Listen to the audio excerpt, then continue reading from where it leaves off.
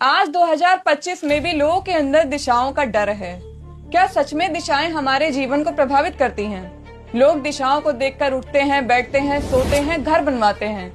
क्या है इन सबके पीछे सच्चाई और कहानी? सबसे आम तर्क जो है वो ये है कि पृथ्वी की मैग्नेटिक फील्ड हमारे जीवन को प्रभावित करती है। क्या सच में पृथ्वी का मैग्नेटिक फील्ड हमारे जीवन को प्रभावित कर सकता है? तो सुनिए, पृथ्वी की मैग्नेटिक फील्ड की ताकत 25 से 65 माइक्रो टेस्ला होती है। इससे 15,000 गुना ताकतवर तो हमारी MRI मशीन होती है।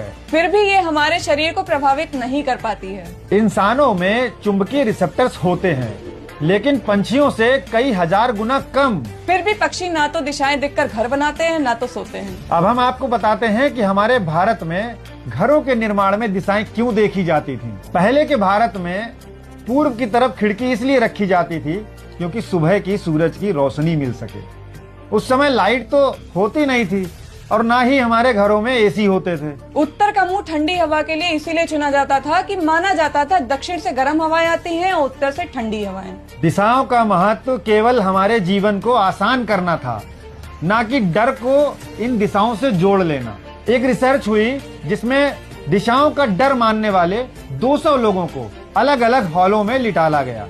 100 लोगों से कहा गया कि आप सही दिशा में सो रहे हैं और 100 लोगों को बताया गया कि आप गलत दिशा में सो रहे हैं। जिन 100 लोगों को सही दिशा बताई गई उनमें से 92% लोगों ने कहा कि हमें नींद अच्छी आई।